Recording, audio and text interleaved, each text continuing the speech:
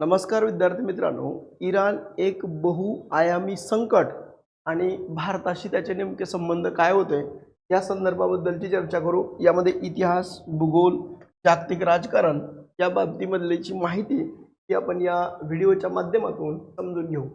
आता विद्यार्थी मित्रांनो, एक गोष्ट लक्षात ठेवा की सद्यस्थितीमध्ये आपण कोणकोणते मुद्दे या व्हिडिओच्या माध्यमातून पाहणार आहोत। त्यामध्ये इराणमध्ये सद्य परिस्थितीमध्ये चाललेली जी अंतर्गत समस्या आहे, राजकीय दबाव आहे, बाह्य निर्बंध, तिथली असणारी सद्यस्थितीमधली असणारी अस्थिर स्थिती एक प्रकारचे एका गुंतागुंतीच्या संकटामध्ये किंवा त्या विळाख्यात सापडल्याचा उल्लेख केला आहे।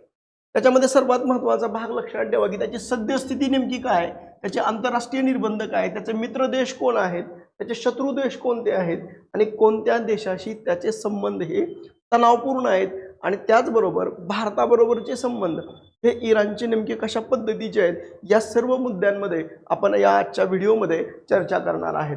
यामध्ये एक गोष्ट लक्षात ठेवा की इराणबरोबर आंतरराष्ट्रीय संबंध काय काय ठेवायचे या संदर्भाबद्दलची जी चर्चा आहे तर ते राजकीय नेते किंवा जे राजनीतिज्ञ जे आहेत तर त्या अनुषंगाने ते ठरवतील। म्हणजे इराणशी असलेल्या भारताचं संबंधाचं स्वरूप जर असेल तर ते कोण सरकार आणि आपली संपूर्ण राजनैतिक यंत्रणा ही कसे संबंध ठेवायचे त्या संदर्भात ठेवते, किंवा तेलाची आयात करायची की गॅसची आयात करायची, सरकार कोणत्या प्रकारचे राजनैतिक संबंध ठेवायचं किंवा राखायचं हे सरकार ठरवतं।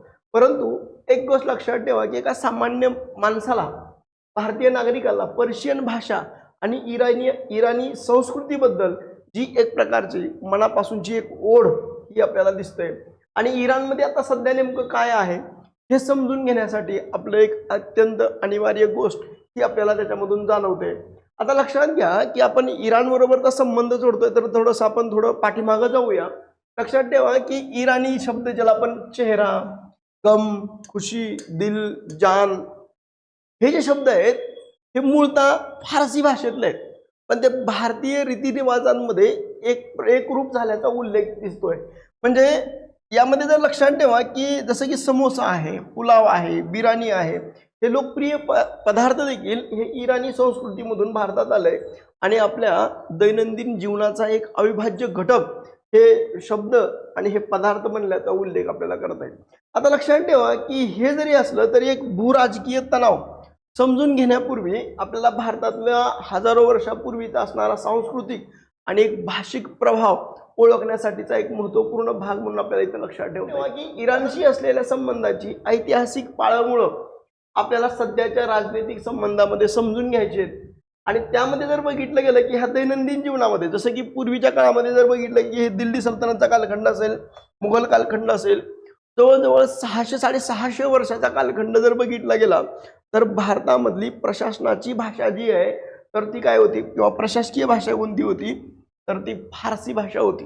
त्याचं जे असणारं वर्चस्व जे आहे तर त्या फारसी भाषेचं हा देखील एक ऐतिहासिक संदर्भ आपल्याला पाहता येतो। आता सगळ्यात महत्त्वाचं लक्षात ठेवा की इराणच्या संदर्भाबद्दल आपल्याला ज्यावेळेस समजून घ्यायचं आहे त्यावेळेस आपल्याला त्याचा नकाशा नेमका नीटपणाने आपण समजून घेतला पाहिजे। यामध्ये एक गोष्ट लक्षात ठेवा की हा जो भाग आहे हा कॅस्पियन समुद्र आहे, याच्यामध्ये हा दक्षिणेला जी असणारं जे आहे तर हे पर्शियन आखात आहे। आता सद्यस्थितीमध्ये जो सगळ्यात महत्त्वाचं जे वादग्रस्त चाललेलं जे वाद आहे, ज्यामध्ये इथून जे पर्शियन आखातामधून जे तेल युरोपमध्ये जातं, त्या गल्फ कंट्रीमधून वगैरे जे जातं तर हे जे होर्मुझची सामुद्रधुनी जी आहे हे जगातला हा तेलाचा मार्ग हा याच्यातून जातो आणि हे अडवण्याचं कार्य हे सद्यस्थितीमध्ये काय केलंय इराणने केल्याचा उल्लेख आपल्याला करता येईल। आता सगळ्यात महत्त्वाचं लक्षात ठेवा की इराणचे असणारे 7 शेजारी देश कोणते आहेत। आपण भारत स्वतंत्र होण्याच्या अगोदर जर बघितलं गेलं तर भारताची सीमा ही इराणला जोडली होती, परंतु नंतर भारत आणि पाकिस्तानने 2 तुकडे 47 ला झाले आणि त्याच्यानुसार मग ही जी आजचा जो आहे पूर्वेकडचा जो सीमा म्हणून आपल्याला उल्लेख करता येतो तो म्हणजे पाकिस्तान आहे। पूर्वेकडे असणारा दुसरा देश इराणचा कोणता आहे, अफगाणिस्तान आहे। आता लक्षात ठेवा की उत्तरेला कोणकोणते देश आहेत तर उत्तरेला 3 देश आहेत। कोणता आहे, तुर्कमेनिस्तान, अझरबैजान आणि अर्मेनिया। म्हणजे तुर्कमेनिस्तान, अझरबैजान आणि अर्मेनिया हे 3 देश आहेत। आणि पश्चिमेकडे लक्षात ठेवा की हे तुर्की आणि त्यानंतर इराक हे 7 देश हे इराणच्या बाजूला भूसीमांनी जोडलेले आहेत. हे एक वेगळे पण आपल्याला याच्यामध्ये सांगता येईल. पण यामध्ये लक्षात ठेवा की आजचा जो असणारा हा पाकिस्तान आहे, हा अफगाणिस्तान आहे, तुर्कमेनिस्तान, कॅस्पियन सागर, अझरबैजान, हे तुर्की, हे अझरबैजान, तुर्की, इराक आणि हा भाग आहे तो कुवेतचा, ही आहे पर्शियन आखात आणि ही ओमानची खाडी म्हणून आपल्याला ओळखता येतं. आणि यानुसार ही होर्मुझचा भाग आपल्याला सांगता येईल. आणि या भागामध्ये जर बघितलं गेलं की हे एमान आहे, इथं ओमान म्हणून आपल्याला उल्लेख करता येईल. या भागामध्ये UAE, या भागांमध्ये हे कतारचा उल्लेख आपल्याला यामध्ये या नकाशांमधून करता येईल. म्हणजे ह्या इराणच्या या बाजूला हे कुवेत आहे किंवा हे UAE आहे, येमान आहे, असा एक उल्लेख आपल्याला करता येईल. आता सगळ्यात महत्त्वाचं लक्षात ठेवा की हा नेमका बदल किंवा स्थित्यंतर हे इराणमध्ये येण्यासाठी नेमकं काय झालं होतं.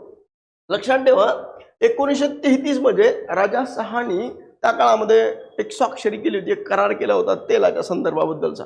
कारण त्यावेळेस तिथं तेलाचं उत्पादन निघायला सुरुवात झाली आणि हे निघाल्यानंतर कच्चं तेल आहे ते काढण्यासाठी असणारी जी अवजारं, जी मशिनरी आहे ती मात्र यांच्याकडे नव्हती. त्यामुळं अमेरिका आणि इंग्लंड यांनी ह्या मशिनरी देण्यासाठी प्रवृत्त केलं किंवा त्यांना घेण्यासाठी प्रवृत्त केलं. आणि त्यांनाही आनंदाचंच होतं, कारण त्यांच्याकडे ते तेल काढता येत नव्हतं. त्यामुळं त्यांनी त्याचं आनंदाने स्वागतच केलं. पण त्याच्यामध्ये एक अट अशी होती की जे काही उत्पादन निघेल त्याच्या 50% वाटा हा अमेरिकेला किंवा ब्रिटनला असेल, अशी भूमिकाही त्यांनी घेतली गेली. आणि त्या काळामधला जो राजा आहे तर त्यांनाही असं वाटलं की ठीक आहे बाबा, आपल्याला सद्यस्थितीमध्ये आपल्याला जर तसं मिळत असेल तर काही हरकत नाही.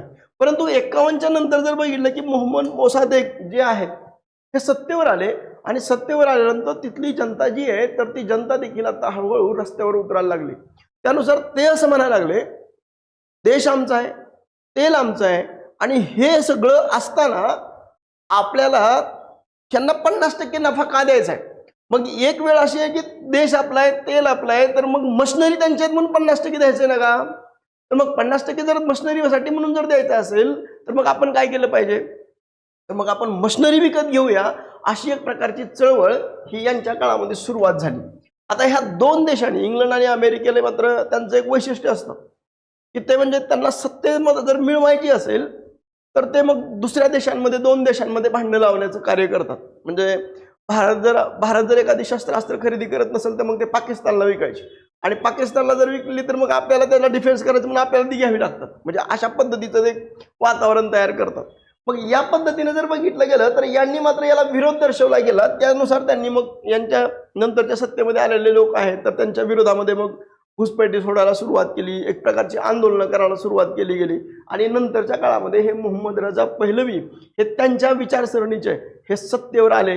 हा एक भाग आपल्याला त्याच्यानुसार सांगितला येईल. आणि पुन्हा त्यांना ते जो अधिकार आहे तेलांबद्दलचा तर तो त्यांना ते पुढे त्या पद्धतीनं मिळाल्याचा उल्लेख आपल्याला करता येईल.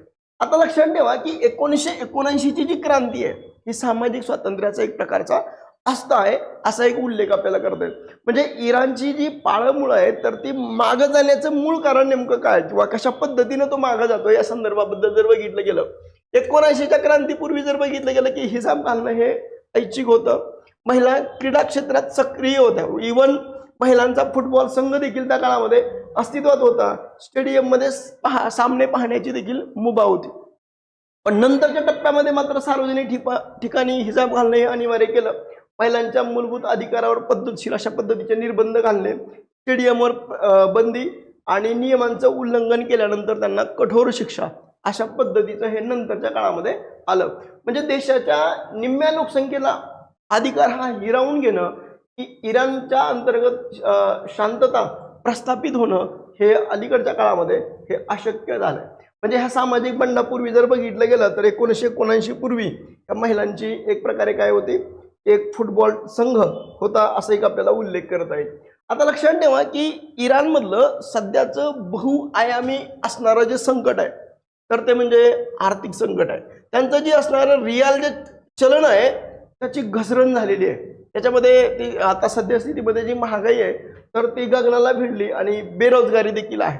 त्याच्यानंतर तर सगळ्यात महत्त्वाचं आहे की नागरिकांच्या असंतोषामध्ये जर सगळ्यात महत्त्वाचा भाग लक्षात ठेवा, महिलांच्या मूलभूत अधिकारावर गदा आणि इंटरनेटवर बंदी. आता लक्षात ठेवा की ज्यावेळेस अशा पद्धतीची बंदी आली तर उलट तो जोर किंवा ते लोक हे आधी वर येतं जसं की ते आपण नेपाळमध्येही बघितलं की त्या पद्धतीने तिथं क्रांती झाल्याचा उल्लेख आपल्याला करता येईल.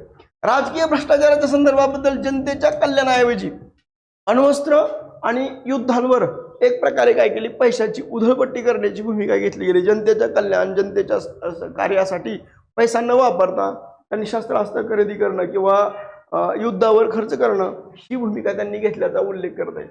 आता सगळ्यात महत्वाचं आहे की अणु कार्यक्रम आणि अमेरिकेचे कठोर निर्बंध याच्यानुसार जर बघितलं गेलं की मग इराणची अर्थव्यवस्था का कोलमडली, त्याचं मूळ कारण आहे की इराणची वादग्रस्त अणु कार्यक्रमामुळं अमेरिका आणि पाश्चात्य देशांनी इराणवर आर्थिक कडक निर्बंध लादले गेले. आता लक्षात ठेवा की इराण देखील आजपर्यंत म्हणतंय की बुवा आम्ही अणु कार्यक्रम किंवा अशा पद्धतीची चाचणी केलेली नाही किंवा करतही नाही अशी भूमिका घेतली. परंतु अमेरिकेचं म्हणणं आहे की हा अणु कार्यक्रम आहे इथं राबवतात, त्यामुळं अमेरिकेला निर्बंध घातलं. त्याच्यामुळं त्यातली जी असणारी बँकिंग सिस्टम आहे तर ती विस्कळीत झाली. तेल निर्यातीमध्ये एक प्रकारे घट झाली आणि त्यांच्या अर्थव्यवस्थेचं एक प्रकारे काय झालं, पतन झाल्याचा उल्लेख आपल्याला करता येईल.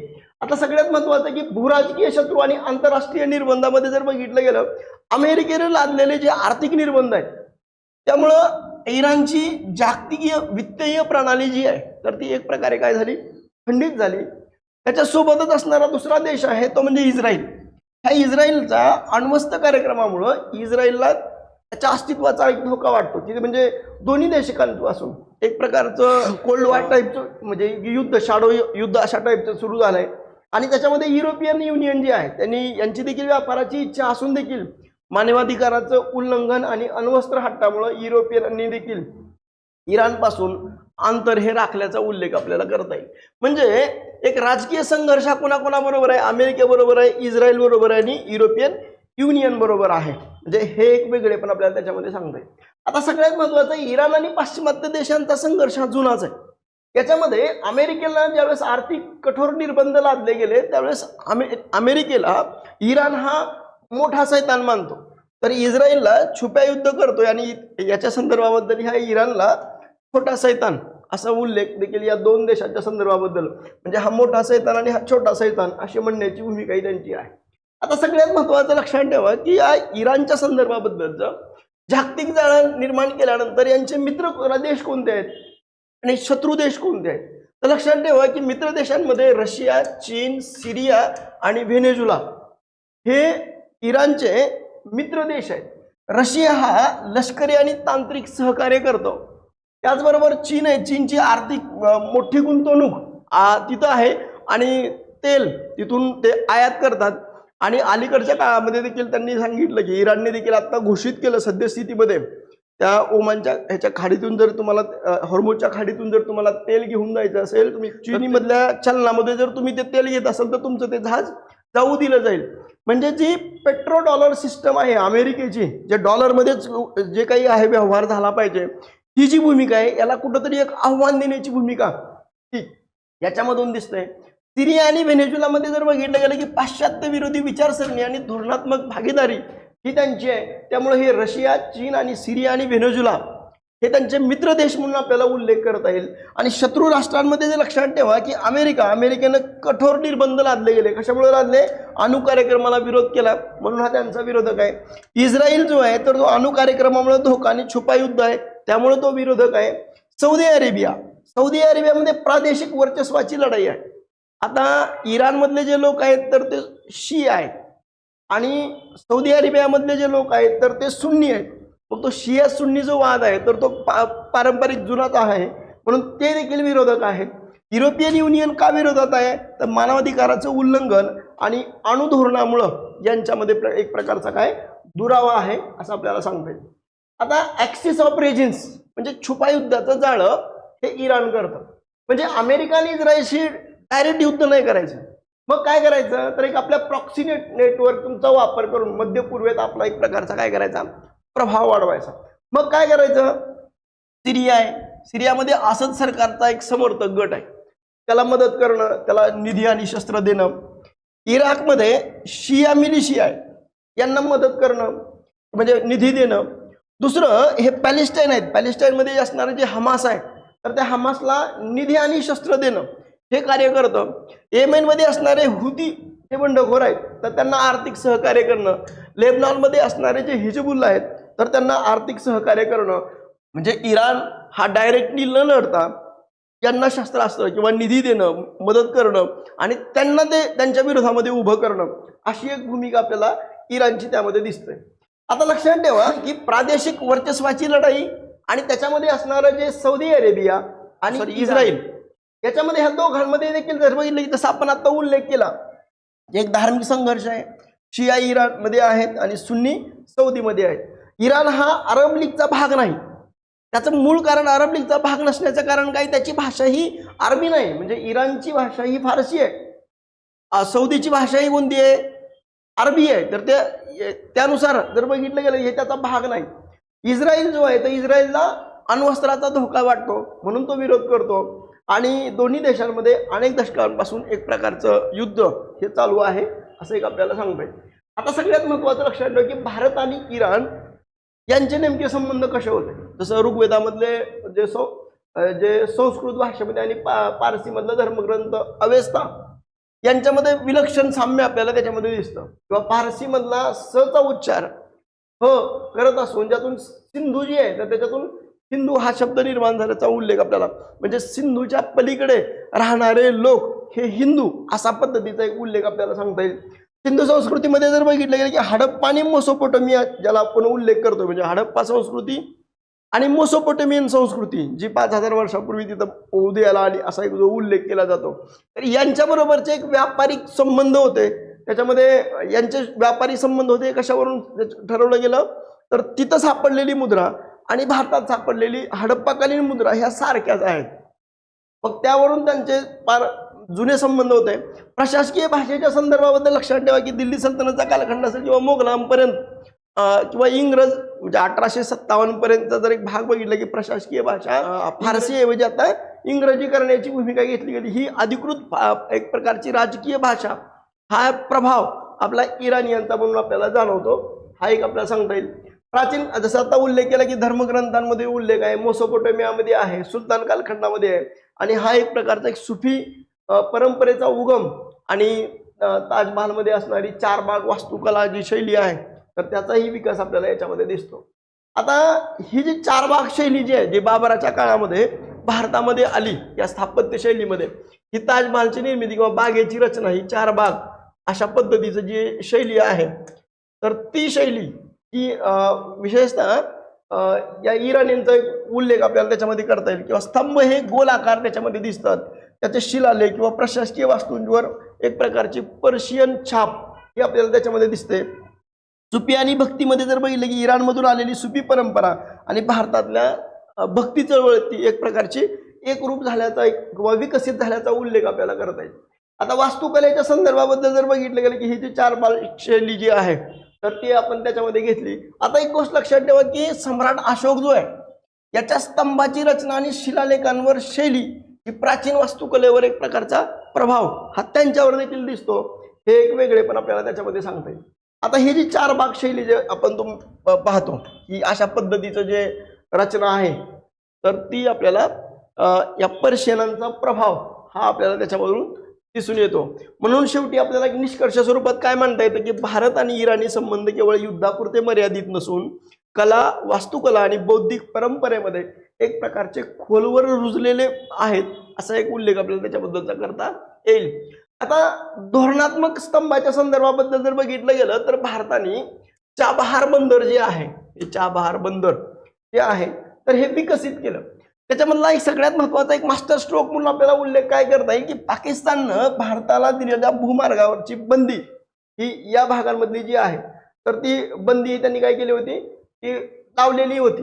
त्यामुळं इराणनं भारताला विकसित करण्यासाठी एक चाबहार बंदर हे त्यांनी दिलं गेलं आणि या बंदरामुळं भारताला अफगाणिस्तान आणि मध्य एशियाच्या बाजारपेठेमध्ये एक प्रकारे थेट सुरक्षित प्रवास हा त्याच्यामधून मिळाल्याचा उल्लेख करता येईल. याला चायनाचा देखील विरोध असताना देखील त्याच्या विरोधामध्ये जाऊन खरं तर भारताला हे चाबहार बंदर हे विकसित करण्यासाठीचा भूमिका ही इराणनं दिल्याचा उल्लेख करता येईल. हे केवळ रणनीतिक महत्त्व म्हणून जर बघितलं गेलं हे व्यापारच नाही तर या प्रदेशामध्ये एक भूराजकीय प्रभाव वाढवण्यासाठी भारताला हे चाबहार बंदर हे महत्त्वपूर्ण म्हणून आपल्याला उल्लेख करता येईल. आता सगळ्यात महत्त्वाचा एक गेम चेंजरचा जर भाग बघितला गेला तर आंतरराष्ट्रीय उत्तर दक्षिण परिवहन कॉरिडॉर ज्याला उल्लेख करतो. म्हणजे पूर्वी जवळ या पद्धतीने ह्या सुवेजच्या कालव्यामधून जो युरोपपर्यंत जाणारा रस्ता होता, तर आता ह्या नवीन आंतरराष्ट्रीय उत्तर दक्षिण परिवहन कॉरिडॉरमध्ये जर बघितलं की चाबार पोस्ट इराण त्यानंतर रशिया या मार्गाने पुन्हा आपल्याला युरोपमध्ये याचा सगळ्यात महत्त्वाचा आहे की पारंपरिक सुवेज कालव्याच्या मार्गाच्या तुलनेमध्ये हा खूपच लहान आणि अत्यंत असणारा स्वस्त आहे. त्यामुळे युरेशियन व्यापाराचं स्वरूप पूर्णपणे बदलण्याची क्षमता ह्या कॉरिडॉरमध्ये आहे असा एक उल्लेख आपल्याला करता येईल. म्हणजे हा पारंपरिक सुवेज मार्ग जो आहे तर त्या तुलनेमध्ये हा या मार्गे चाबार बंदरामार्गे हा एक आपल्याला विकसित जातो. पण यामुळं युरोप आणि मध्य आशियाशी व्यापार हा अधिक जलद हा होणार आहे असा एक उल्लेख आपल्याला करता येईल. आता डॉलरला पर्याय व्यापार म्हणजे रुपये आणि रियाल यंत्रणेच्या संदर्भाबद्दल जर बघितलं गेलं तर सगळ्यात महत्त्वाचं आहे की इराण आणि भारताच्या संदर्भाबद्दल जर बघितलं गेलं तर अमेरिकेच्या निर्बंधानंतरही भारतानं इराणशी व्यापार कसा केला या संदर्भाबद्दल जर बघितलं की अमेरिकेचे कडक निर्बंध होते. आंतरराष्ट्रीय बाजारामध्ये डॉलरनेच व्यापार करणं हे कठीण आहे झालं. यावर उपाय म्हणून भारतामध्ये रुपये आणि रियालचं तंत्र हे त्यांनी विकसित केल्याचा उल्लेख आपल्याला त्याच्यामधून करता येईल. याच्यातून या दोन्ही देशांना डॉलरवर अवलंबून न राहता आपापल्या चलनात व्यापार करणं ही भूमिकाही त्याच्यामधून दिसतोय. म्हणजे जसं की आपण रशियाकडून ज्यावेळेस तेल घेतो त्यावेळेस त्यांच्या पैशांमधून घेतो, आपण डॉलर सिस्टम वापरत नाही. म्हणजे ही एक भूमिका आपल्याला त्याच्यामधून दिसते. या निर्बंधामुळे भारताला ट्रम्प जे आहेत डोनाल्ड ट्रम्प यांनी भारताच्या विरोधामध्ये जर बघितलं गेलं तर पहिल्यांदा 25% कर वाढवला. त्याच्यानंतर जर तुम्ही त्यांच्याकडून रशियाकडून जर तेल घेत असाल तर मग तुमच्यावर आम्ही 50% टॅक्स लावतो. 50% टॅक्स लावण्याची भूमिका घेतली गेली. म्हणजे अमेरिकेचं एक वेगळं वैशिष्ट्य एक राहिलं की ते आपल्या स्वतःच्या फायद्यासाठी ते काहीही करायला तयार असतात. पण भारताने याला प्रत्युत्तर न देता युरोपियन संघांबरोबर व्यापारी संबंध हे वाढवले गेले, इतर देशांबरोबरच्या एक व्यापारी संबंध वाढवले गेलं. हे ट्रम्पच्या लक्षात आल्यानंतर ट्रम्प पुन्हा बदलला आणि त्यांनी पुन्हा आता 18% आणल्याचा उल्लेख आपल्याला त्याच्यावरून करता येईल. आता सगळ्यात महत्त्वाचं की आर्थिक मुसद्देगिरी अनेक प्रकारची डॉलरला बगल देण्याचं कार्य ह्या इराण भारत याच्यावरून दिसतं. आता सगळ्यात महत्त्वाचा एक भाग इथं लक्षात ठेवा की भारताची भूराजकीय कसरत नेमकी काय, भारतासमोरचं एक दुहेरी आव्हान त्यामध्ये दिसतं. ते म्हणजे एका बाजूला काय इराण आपल्या अब्जावधी गुंतवणुकीचं जे चाबहार बंदर आणि जे युरोपमध्ये जाणारा जो मार्ग आहे तर तो मार्ग विकसित करणं आणि हजारो वर्षाच्या जुन्या सांस्कृतिक संबंधाचं एक प्रकारे काय करायचं आहे, रक्षण करायचं आहे. दुसऱ्या बाजूला अमेरिका आणि इस्रायल यासारख्या महासत्तासोबत एक प्रकारचा सामरिक संबंध पण जपायचे. त्यामुळे मध्य पूर्वेत राहणाऱ्या लाखो भारतीय नागरिकांची एक प्रकारे सुरक्षा देखील सुनिश्चित करायची. त्यामुळे हे दोन बाजूला दुहेरी आव्हान हे भारताच्या बाजूला म्हणून आपल्याला उल्लेख करता येईल. इराणचा विरोधाभासामध्ये जर बघितलं की इराणमध्ये सगळ्यात लक्षात ठेवा जगातला सर्वोच्च ऊर्जा साठे आणि मोक्याचं भौगोलिक स्थान, हजारो वर्षाची वैभवशाली सांस्कृतिक वारसा आहे, तरी देखील संकटात अडकलेला देश म्हणून स्वतःच्याच नागरिकांवर एक प्रकारे लादलेले जाचक निर्बंध, भ्रष्टाचार, बाह्य जगाशी पाश्चिमात्य देशाशी घेतलेलं कायमचं शत्रुत्व हे एक आपल्याला सद्यस्थितीमध्ये इराणबद्दल दिसतं. भारताचा दृष्टिकोनाच्या संदर्भाबद्दल जर बघितलं की भारत हा इराणकडे एक सभ्यतागत मित्र म्हणून पाहतो आणि जागतिक वास्तवाचं भान ठेवून अत्यंत सावधगिरीनं भारत हा पावलं टाकत आहे. त्याच्यामध्ये लक्षात ठेवा की भारताची राजनैतिक कसरत आणि एक प्रकारचा समतोल धोरण जर बघितलं गेलं तर लक्षात ठेवा की भारत इराणला उघडपणे पाठिंबा देऊ शकत नाही, कारण यामुळं अमेरिका आणि इस्रायल किंवा पाश्चात्य देश हे दुखावले जातील. आणि दुसरीकडे इराणशी संबंध तोडल्यानंतर चाबहार किंवा आपला जो युरोपकडे जाणारा जो कॉरिडॉर आहे तर त्याची अब्जावधीची गुंतवणूक आणि मध्य आशियाचा मार्ग हा धोक्यात येईल. त्यामुळे भारताचं परराष्ट्र धोरणासाठी एक सर्वात महत्त्वाची कसोटी ती म्हणजे गुटनिरपेक्षता, अलिप्ततावादी जी धोरण आहे तर ते स्वहितासाठी आर्थिक हित जपत दोन्ही बाजूला समतोल राखणं हीच भारताची कसरत म्हणून आपल्याला उल्लेख करता येईल. शेवटी सभ्यता आणि मुसद्देगिरीचा एक प्रकार आहे संघ म्हणून आपल्याला उल्लेख करता येईल. सध्याचं राजकीय आणि आर्थिक संकट कितीही मोठं असलं तरी इराण आणि भारत यांच्यातील संबंध केवळ राजकीय फायद्यापुरते मर्यादित नाहीत. कला, भाषा आणि व्यापारातून हजारो वर्षापासून गुंफलेली ही विण आजच्या गुंतागुंतीच्या राजकारणातील भारतासाठी भारताचा एक मार्गदर्शक, एक दीपस्तंभ आहे, असा एक उल्लेख आपल्याला करता येईल. विद्यार्थी मित्रांनो, तुम्हाला जर हा व्हिडिओ आवडला तर तुम्ही लाईक करा, शेअर करा आणि सबस्क्राईब करायला विसरू नका. थँक्यू.